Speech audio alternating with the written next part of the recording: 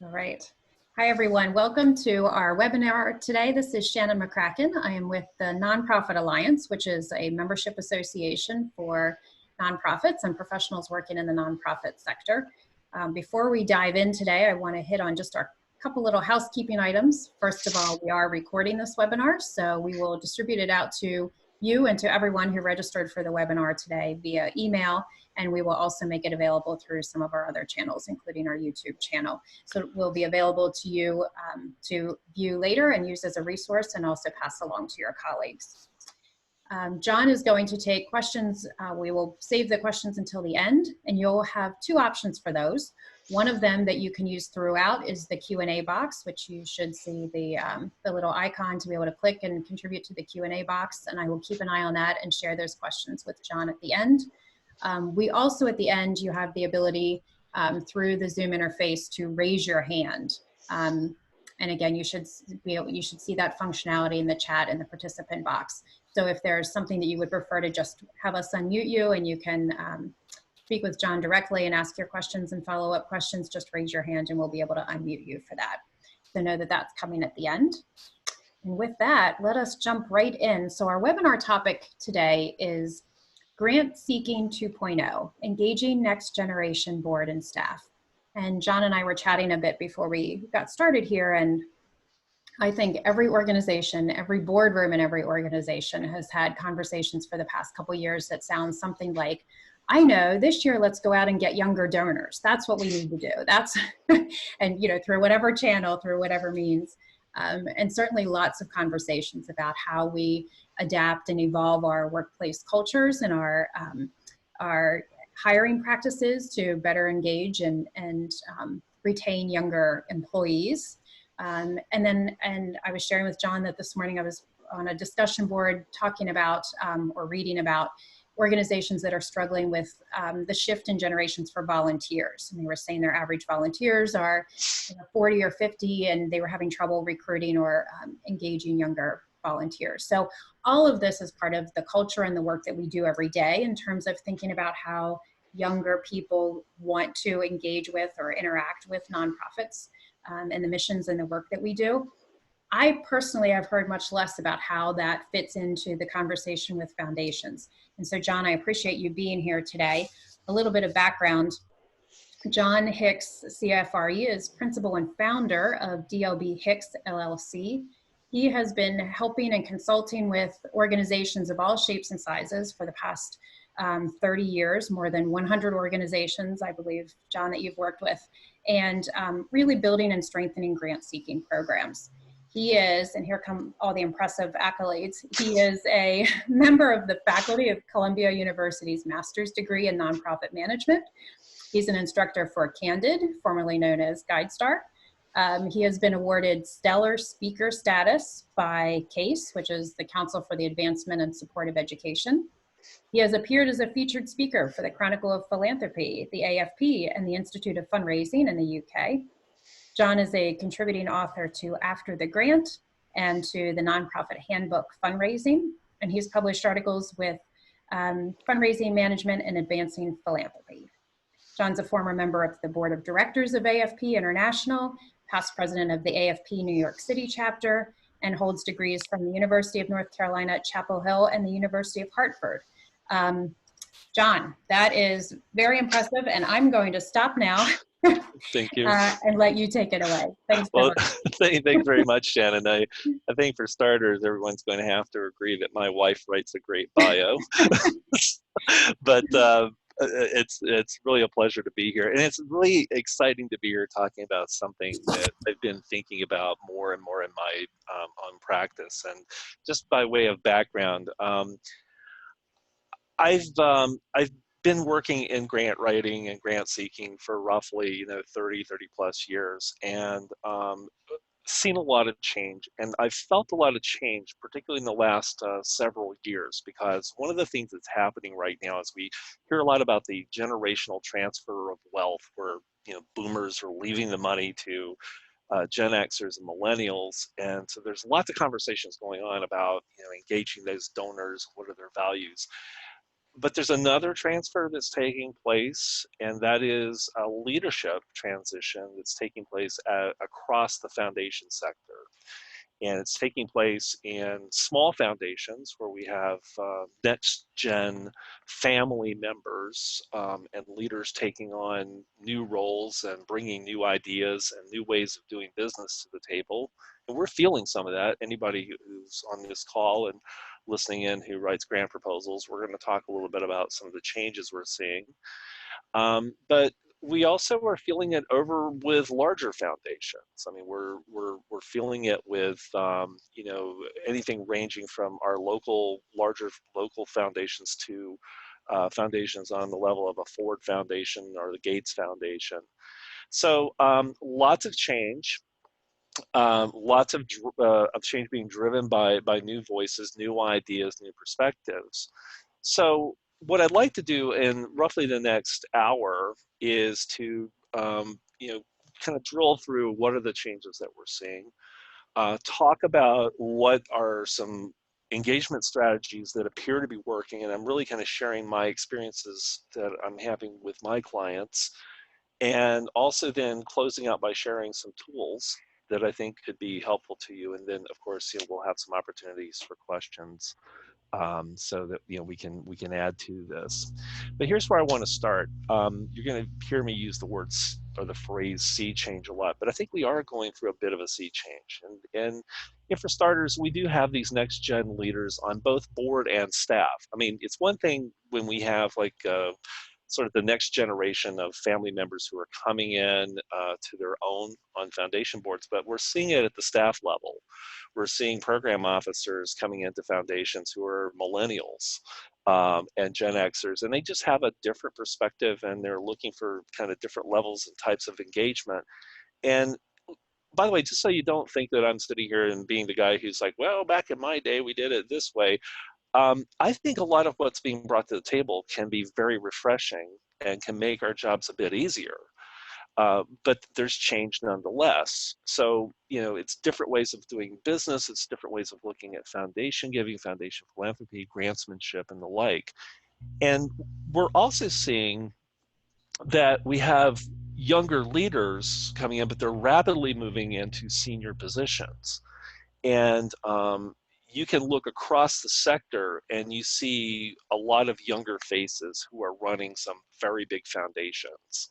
I think of someone like Rajiv Shah over at the Rockefeller Foundation, you know, which, you know, is bringing not only a new, younger perspective to how that foundation is doing business, but there's also growing diversity in the leadership, which is also just insanely exciting to see. But what this is all adding up to is maybe some different perspectives on the entire nonprofit sector or our particular subsector where we're being funded by grant makers. So in other words, they're bringing their own perceptions and perspectives to the table, and we have to be able to sort of meet that market, so to speak, where that market happens to be. And that's leading somewhat, I think, to changes in the grant making landscape. Well, I mean, what are these changes? One, and many of us probably are aware of this, is that there is a growing level of giving to non-US nonprofits, NGOs outside of the country. So international giving by foundations has been on pretty much a continual uptick for the last 5 or 6 years. This is according to the data that's compiled by Candid.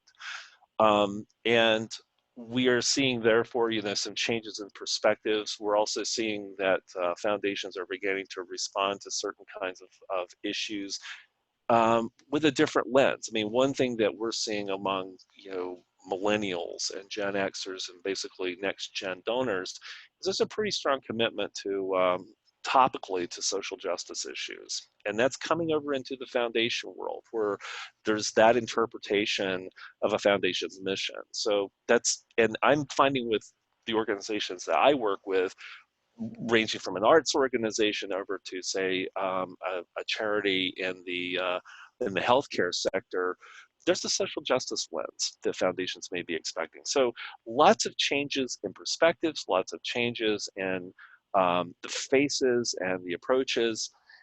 And this really got me to think, sitting down and thinking about, well, gosh, what has been the big global sea change? What is so different now from when I first got into this business? Shannon, mentioned that I've been doing this for I think it's like 30, 32 years. I tell everyone I started when I was 5.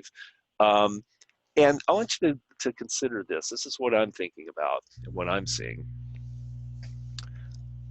In the last 30 years, since I came into this field, a third of the 100 largest grant makers in the US were actually founded and created and brought online.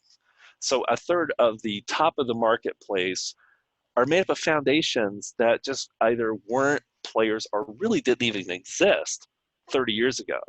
And this is just an illustration that I put together just out of my own curiosity. I went back and found some IRS documents to find out who were the largest 10 foundations in 1988, and I compared them to the 10 largest foundations in 2018. And this is what I came up with. So in 1988, you see the list on the left that's headed up by the Ford Foundation. And then, of course, you contrast that with the list over for 2018, and you have the Bill and Melinda Gates Foundation. And what's really interesting about these two lists when you compare them is that not only do we have foundations in 2018 who really weren't even around, like the Gates Foundation in 1988, or the Open Society foundations, or the Gordon and Betty Moore Foundation, or the Packard Foundation, which and Hewlett, even for that matter, that they were around, but not the player that they are today. This is all money that was really driven by the expanded tech industry. So, industry has had that impact, but this is a number that's usually a bit mind-boggling. I put these two lists together and I assigned their total giving in consistent 2018 dollars. That entire list on the left adds up to $54.4 billion. The Gates Foundation alone in 2018 gave 51.6 billion. So in other words, we have one foundation in 2018 that's driving philanthropy at the level that the 10 largest foundations 30 years ago were driving it. If you add up both lists, I mean, basically, the list in 2018, all of these foundations are giving roughly 3 times as much money away. So there's professionalization that's taking place in the foundation world. Foundations they've adopted more proactive missions, and now into those foundations we come new leaders, and there's new energy, and there's new ideas. So therefore, there's a sea change, and it is not necessarily business as usual. So who are we dealing with? Well, not surprisingly, what we're dealing with Gen X, we're dealing with millennials, and I just kind of put those years down. It's funny, I know Gen X here starts at 1965, and I was born in 1964, so either I'm the last year of the baby boom, or I kind of give myself that rubber ruler and say, am I really year one of Gen X? Go figure. But the point is that we have these two generations that are growing in influence. And so if we are dealing with these leaders and we're dealing with staff at foundations who, kind of come to the table with this particular mindset, I think the two questions we have to ask ourselves is, number one, what do they value? And secondly, really, what are their communication channels? Because, I mean, getting money from a foundation really means connecting on values and making a value proposition on the one hand, and then communicating that value proposition on the other. So if we take a look at what do these two generations value, let's take a look at Gen X. So, you look across different types of demographic research, and I've done this, and the three things that keep jumping out at me about Gen X is that Gen Xers seem to like structure. I mean, so they like things that are extraordinarily well organized. They value diversity. I mean, Gen Xers are basically, kids who, their formative years were like the 60s and the 70s, where there was a huge conversation going on in this country about diversity. And so that's carried over into a value system. And autonomy, that Gen Xers are ones who tend to value being able to work independently, and that's what they kind of value in the organizations and institutions that they like to support. So it's kind of like those are the lenses that you might have to kind of put forward with a Gen Xer. Say you're dealing with millennials. I mean, the top three things that seem to, value of top value to millennials are entrepreneurship. I mean, millennials kind of came of age where everybody's working independently through technology, and you're kind of in business for yourself. Um, Millennials value participation. They are participatory because they do belong to social networks and direct networks, and they are, regardless of what the stereotype of a lot of millennials are social. And millennials value networking as opposed to, organizations that sort of we stand alone and we do what we do. Millennials seem to value the organizations that are working with other organizations and work collaboratively. So what's the overlaps between the two? Well, I'm putting out three things. One is collectively, these two generations, if you will, seem to come together around we like organizations that have vision, we like organizations that get results, and we like organizations that are authentic, which means that they're real. The work they're doing is real, and they're kind of basically not trying to change the world, but changing their piece of the world. And so this begins to, in my own work, get me to think about how in communications with grant makers and in proposals and in trying to figure out who the right fits are for different organizations, my clients, I'm kind of thinking about, well, where do we have overlaps with vision? Where would the foundation maybe buy into our vision? What kind of results would these foundations possibly expect, and can we meet those expectations? And authentically, what is our story? What can we say about the charity to a foundation that will get them basically to care about the work that we're doing? So those might be the value overlaps, but then the challenge becomes, well, how do we communicate it? So what are the different, channels of communications that, we're using to try to reach these different funders? Well, we start with Gen X. Gen X, they are basically phone and email. And I think this is pretty self-explanatory. By the way, I'm finding that Gen X program officers tend to take calls more than their predecessors, the boomers, oddly enough. And also, emails kind of preferred and expected. When we go over to millennials, I mean, not surprisingly, social media, text messaging, and different communication platforms like if like a certain chat platform, um, might be something that, a millennial program officer would value. And by the way, one of the changes we're seeing in foundations, and I think this is driven by millennials, is that in certain foundations, they create their own platforms of communication and they invite their grantees into that community. So there's constant communication that's taking place. What both generations seem to value, and I think this might surprise a lot of people, a lot of folks on the call today, is that both Gen X and both millennials seem to value, at some level, face-to-face communication. I mean, millennial program officers may actually bond to an organization in a way that they like to come for a visit. You are hearing the lovely sirens of New York City outside. Um, and Gen Xers definitely are, because they value, the results of an organization. They're the show me generation. They definitely value face to face. So one of the things we're finding in the interactions that clients have with these new program officers and leaders is there's a bit more face time in terms of site visits and follow-up visits and meetings. So if you add all of this up, there's four impacts I want to talk about where I think we're seeing some change in the world of foundations that are being brought to the table by these two generations. And I'm going to talk about each of these, but just to quickly give you the headers on this. One is we're seeing foundation mission change and reinterpretation. So as new program officers and new board leaders come to the table, they're taking the mission of the foundation and maybe they're rethinking the mission or they're rethinking the business model. We're seeing changes in engagement and the decision process. So the engagement process that we're all used to, the pre-call, the proposal, the decision, it's largely the same, but there's a few new wrinkles to it.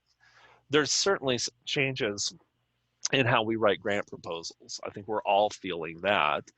And there's also some changes on how we actually go about building trust with these different new leaders inside foundations. So we're going to talk about each of these one by one. And I'm going to start with foundation mission change and reinterpretation. And I'm going to use one example.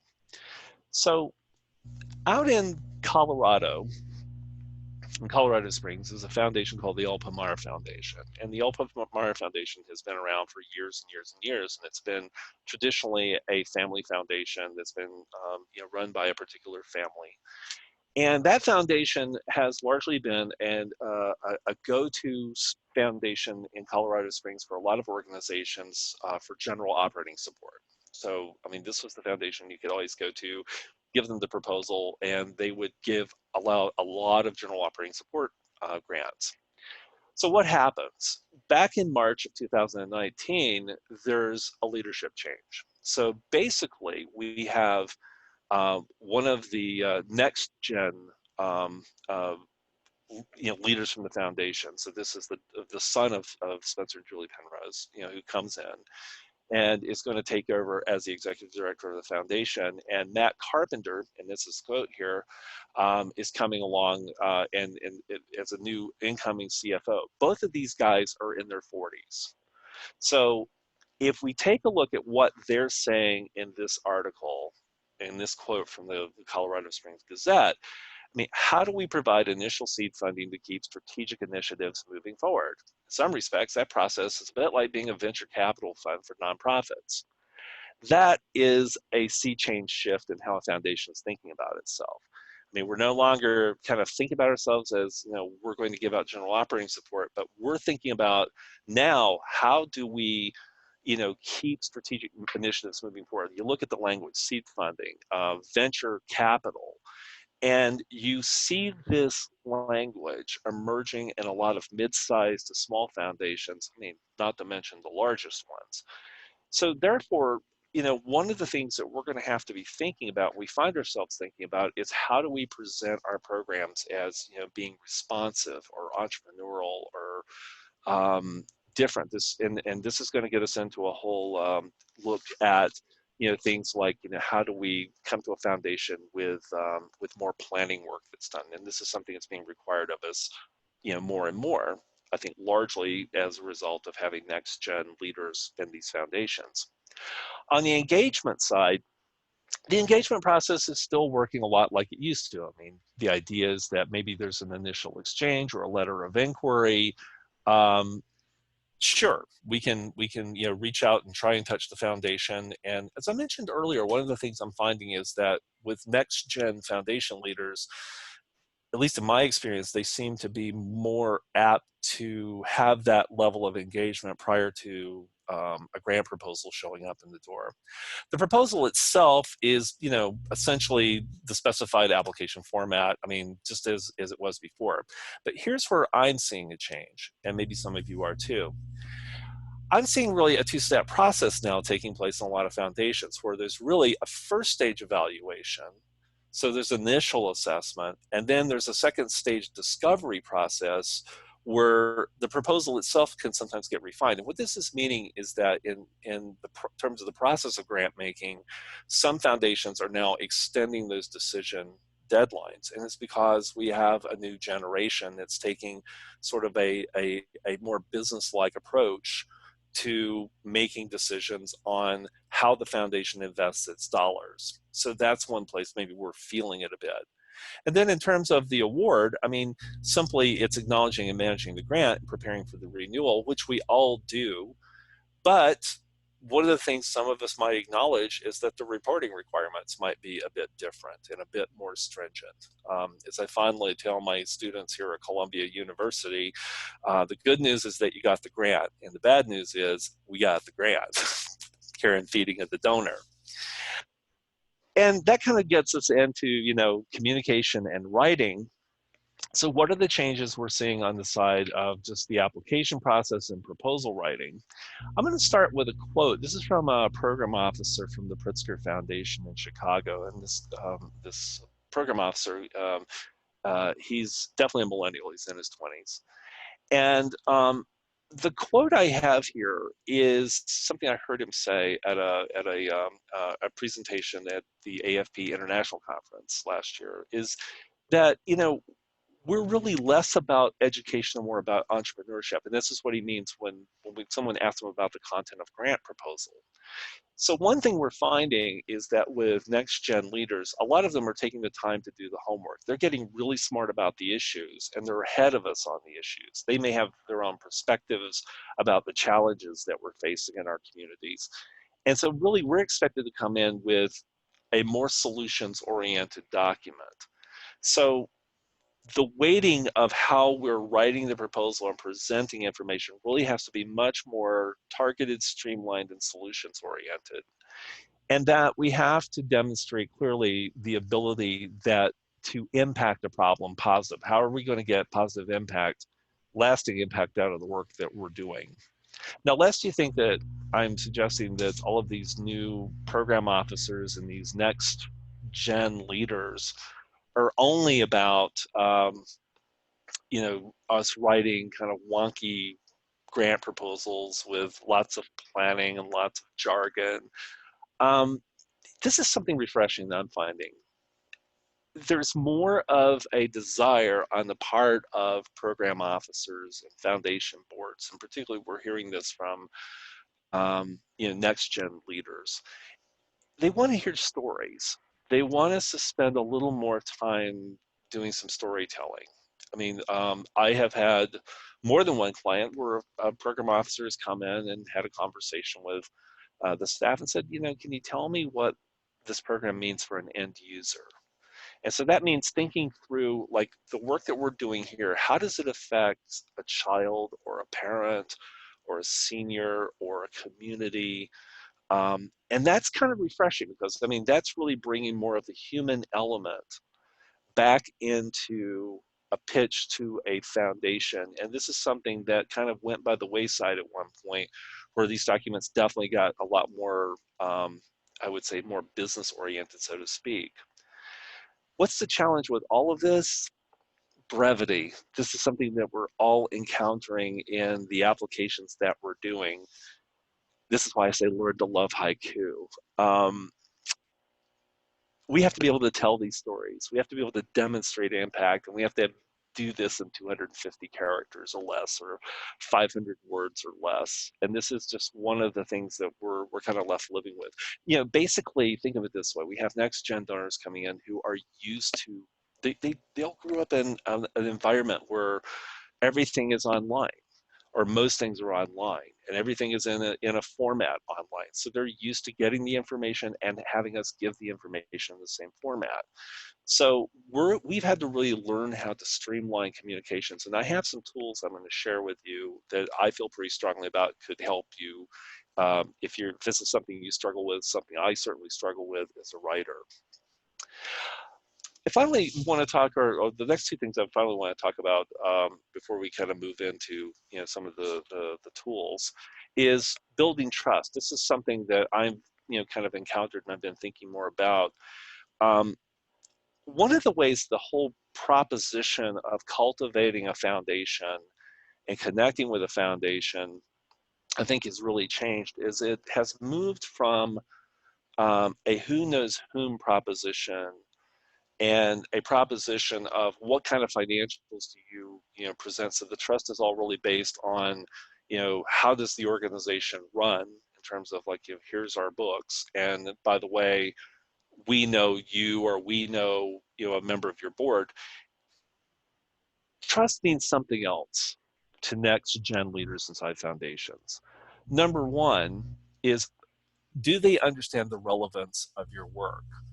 And this is something I'm finding them having to work at a lot more in my work, which is not just to tell the story of what a a nonprofit is doing in a grant proposal, but to make it make it clear to the donor, make it clear to the reader, why is this work relevant? You know, it's the why me, why now proposition.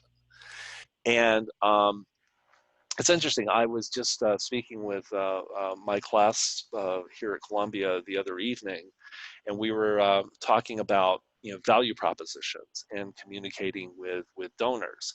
And I was talking about having received an appeal from an environmental charity, and on the outside of the envelope it said, um, why should you care that there are brush fires in Australia? And that got me to really think about why, what's the question? I mean, why should I care? So therefore, when I went to read the materials, I had already been set up basically with a value proposition. And this is something that we're finding that to build trusted foundations, we have to do. So it's interpreting the work that you do so that they understand that there's an urgency to it, that the timing is right, it's the right program at the right time. Seeing a plan. So it's more than who knows whom. It's more than just the financials. It's basically, can we present them with a roadmap? Can we tell them not only why our program is relevant, but can we give them a clear sense that there's an actual plan to carry it out?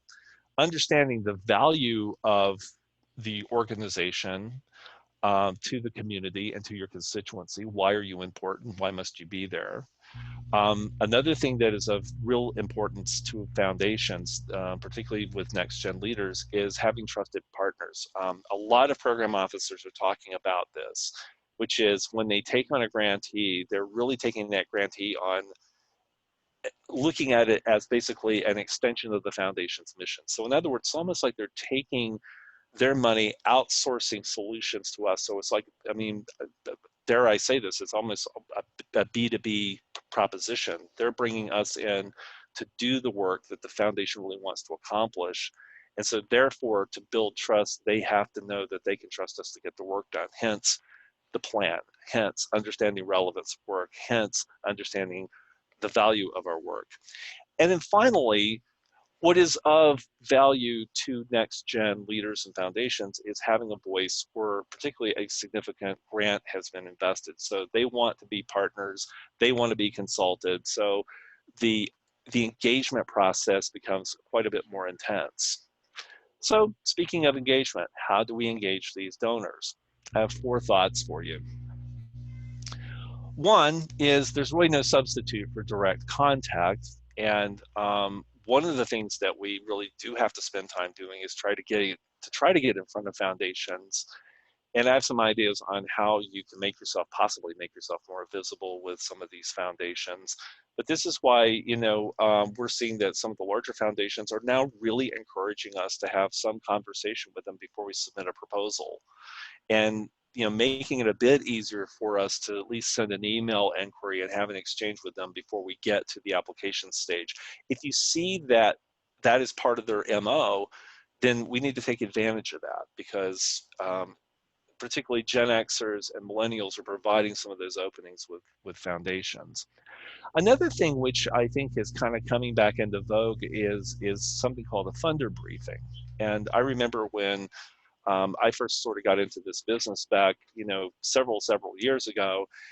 It was pretty standard that a nonprofit organization would get one of its foundation donors to host a meeting, invite other grant makers in, and they would talk about an issue, have the charity there leading the discussion. And then that kind of went by the wayside when people just didn't have time to do it anymore. And now funder briefings are back in vogue again. And it's because millennials and Gen Xers want to be informed donors. So funder briefings, depending on the kind of charity that you are and the kind of donors you have, might be a way of actually engaging foundations and engaging them around issues prior to your submitting a proposal. Partnering, which is awfully important, and if you find opportunities to partner with foundations, that's great. But I think that the partnerships that we build with other charities are equally important. A number of foundations, particularly again, next gen foundation program officers, they're saying that they get their funding ideas simply by going to their peers and saying, who are you funding? Who would be a good charity for our foundation to get involved with? So the more partnership that we can do outside of our agency and build out our networks, I mean, that's basically building a bigger footprint. And to be competitive, one has to do that. Just as an aside, I mentioned, I'm calling in and presenting this from the campus of Columbia University here in New York City. New York City is the one city. It's home to 46,000 nonprofit organizations. So the idea of having to really stand out means the organizations that do build partnerships can basically be seen possibly by more foundations in a crowded space. And related to this, and this is something I've been spending a bit more time talking to the organizations I work with about, is thought leadership. I know this might sound like a sort of a wonky term, and you're thinking, well, how can we be thought leaders? Well, the work you do is awfully important, because all of you are helping other people, and you basically have the best sense of the community and the constituency that you're trying to serve, and you have the best sense probably of the kinds of solutions that are working. The idea is to take these solutions and get out there and talk about them. So one of the things I've been trying to encourage organizations to do is to get their program staff online, onto social media, talking about the results of their program, talking about what they're observing, bringing the voices of their communities into the conversation. So thought leadership is definitely something that gives a place or creates a space where someone from a foundation might possibly engage with you. Finally, some tools that you can use, and I have sort of three global ideas here, and then we can open this up for some questions. The first one I am calling Maps and Legends, and this is something that we're beginning to see in a few more grant applications, where foundations are asking us about theory of change, or they're asking us about a logic model. These are good things to have at hand. I'm not suggesting that every organization has to go out and invest the time and possibly money in a theory of change or logic model, but certainly planning around the strategy of your organization, strategic planning, and even at the very basic level, program planning, is having like a real clear sense of where your program is going. Having maps and legends to present to next gen leaders and staff members and foundations is important, because this is what they're used to seeing. They're used to having conversations that are really around goals, objectives, outputs, outcomes. And having some sort of a cohesive plan or an idea of where you're going next I just think it's essential to writing a competitive proposal, but also creating the platform around which to have an engaging conversation with a grant maker. Another tool, which is just readily accessible to all of us, and it's one that many of us use every day, are different channels of social media channels. There are maybe a surprising or an unsurprising, depending on your point of view, number of foundation staff who spend time on LinkedIn. I mean, this is an experiment. Take one foundation you're planning to approach in the next 30 days, get a sense of who's on the staff of that foundation. You may know just anecdotally or from their website or from the foundation directory online through Candid. You can even look up the board members, and then go over to LinkedIn and see how many of them have profiles on LinkedIn. What I'm finding is that with some frequency, when I'm encouraging organizations to say, okay, go online and try to connect with these individuals. Are all the individuals in these foundations connecting with them? No, but some are. And so the idea is, if you can begin to get some people who work inside foundations who are connected to you, and you're beginning to post content onto some of these social media platforms, they're seeing your work. So therefore, you are creating an opportunity to demonstrate thought leadership and value propositions. And so they begin to see your work before you even show up in front of the foundation. This is kind of an unprecedented ability or opportunity to connect with foundations that we never used to have. And then finally, there's the question of communication. And I'm presenting here 3 books. I always say these are 3 books, not about grant writing, that will make you an exponentially better grant writer. And they're all books about communicating succinctly and with clarity. Well, 2 of them are. So Strunk and White, they're sort of the original who taught us how to, use words with economy. And I still have my copy that I spent 80 cents on when I was in the 10th grade. The second book is called Writing That Works, and it's by 2 authors, Kenneth Roman and Joel Rothelson. And Kenneth Roman was basically the protege of David Ogilvy of Ogilvy and Mather fame.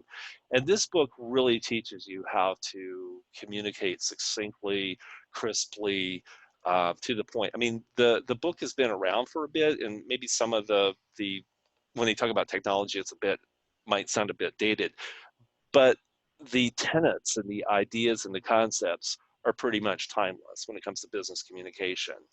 And this last book, Writing Tools by Roy Peter Clark, is basically a book about creative writing and storytelling and writing engaging narrative. And I think that has to be part of the conversation. We don't usually associate grant writing with these kinds of phrases and these ideas, but we know that these next generation leaders and foundations want to be informed, they want to be engaged. And I think this book deserves its place with the other 3 on your bookshelf.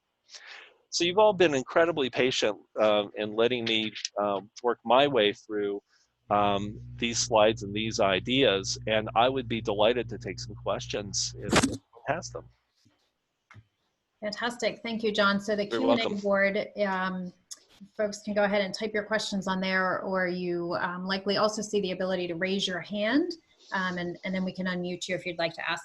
While we're waiting for those to come in, John, I have a couple questions that I jotted down.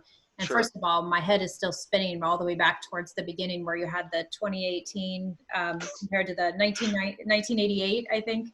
Right. And the change in the foundations and the money, that's sort of mind-boggling. I feel like I need to sit and stare at that one for a while.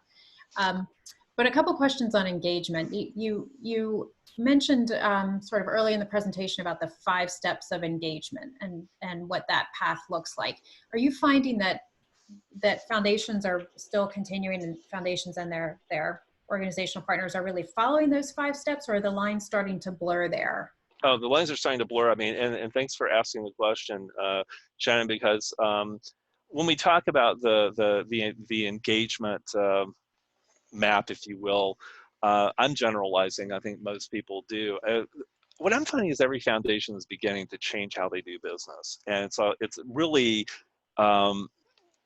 Remember, there's the old adage that says, if you know one foundation, you know one foundation. And I think that's almost doubly true now. So that's the thing we have to be mindful of, is that everyone has different on-ramps and different processes.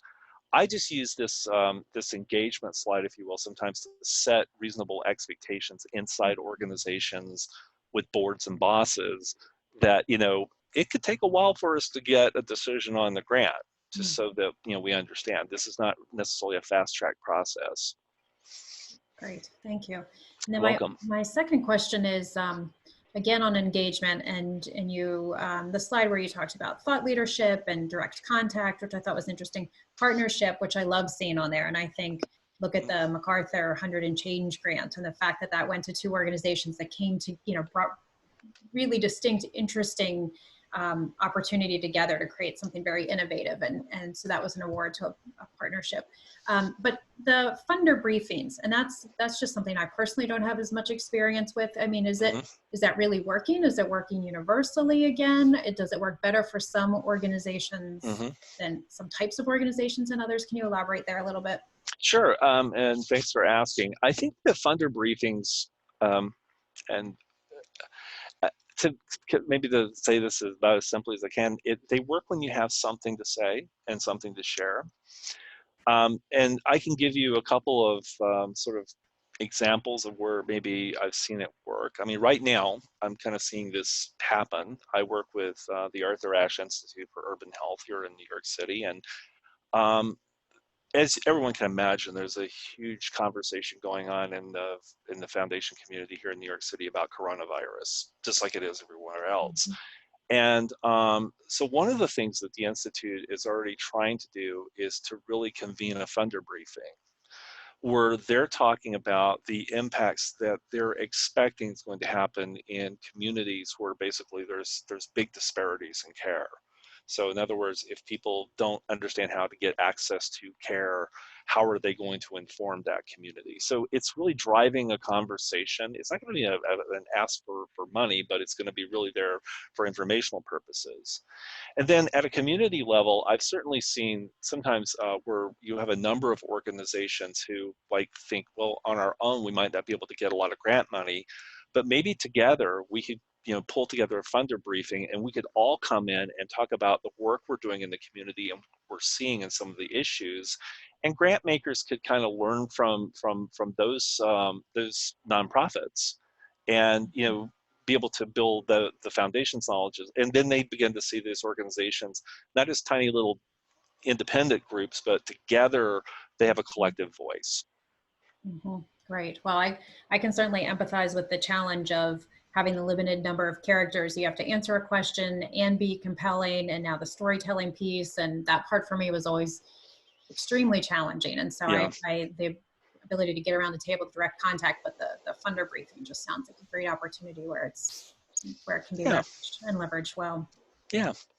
So we have a couple questions that have come in. One is what is the best way to research the age of decision makers at a foundation, or should you just change processes across the board?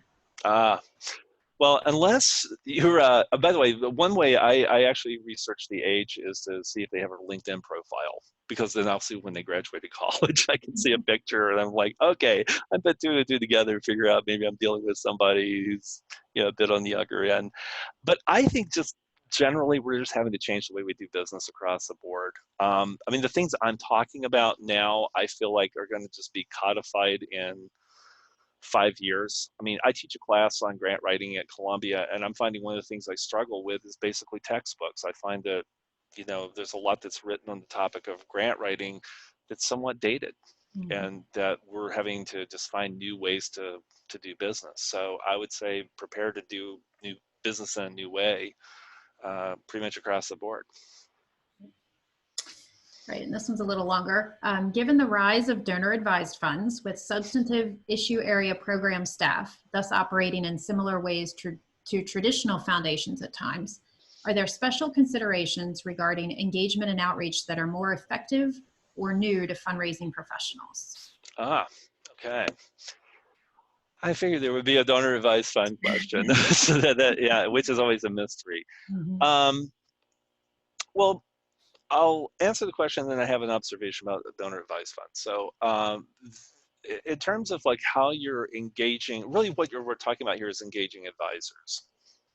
So you're not going to be able to to engage donors because we don't know who the donors are. We only know who the advisors are. So first of all, the proposition is, can I go to Fidelity? Can I go to Vanguard? Can I go to my local community trust or to my local bank and talk to the people who are dealing with donors and educate them? Well, yeah, I mean, the answer is in many cases, surprisingly, you can, because those professionals get paid to bring good ideas to their donors. What we really need to be mindful of is that we have to almost treat those professionals like we would an individual donor. And what I mean by this is that you have to bring something in that's quite a bit less wonky and sort of grants oriented per se, and more like, here's the great value work that our organization is doing. Here's the results. Um, it's interesting that like a couple of months ago, I had a client go in and meet with one of the people in the philanthropic staff at JP Morgan. And instead of like sending them in with something like a white paper or proposal, I sent them in with a PowerPoint deck. And I think we tried to really, goose up the graphics of, here is what the organization does, and make it like really compelling and exciting, and also send them in with, some links to, online media where they could actually see the work. So it's almost like I feel like it's not a conversation that's really around grants, but really around gifts. And then my observation on DAFs is, first of all, DAFs are, they're with us, whether we like it or not, and they probably aren't going anywhere soon. The one thing we have to remember is that when you look at the aggregate of money that's given through donor advised funds, and there are some studies, and I don't have them at hand, but Fidelity does a study and Vanguard does a study. I would encourage anyone, you can go online and you can just search on Vanguard Donor Advised Fund Study 2019, and you'll see the study that they did. Also, National Philanthropic Trust. When you compare giving by DAFs to giving by private foundations, it's a fraction. I mean, it just is. There's a lot of money that's just getting given away by DAFs. The other thing which I think some of you may find interesting, and I think this is the Vanguard study, the last one I saw, is that the fastest growing segment of donor advised funds are being created by millennials. So millennials are creating these things faster than anyone. And that the one thing that they're finding is that the millennials who are creating donor advised funds value giving money to organizations where they have some personal level of involvement. So finding creative ways of, connecting with these donors and getting them involved in your work is going to be, I think, just kind of standard operating procedure. So that's kind of what I have on DAFs. Yeah, well, and I think there's data out there that says DAFs are being formed in lieu of, what some time ago might have been a family foundation. Now families are saying that that's a, real administrative hurdle to manage a foundation. Let's create a DAF, but our family can, participate together in choosing how and when and in what ways we recommend distribution. So, well, and that's absolutely correct. As a matter of fact, if you go into research from Candid, you go into Foundation Directory online, and you want to find really the largest grantor that they have in the system for maybe a given recent year, you're going to find that Fidelity is probably the largest donor because of all the DAF giving that comes through Fidelity. Right, exactly. So. Right. Great.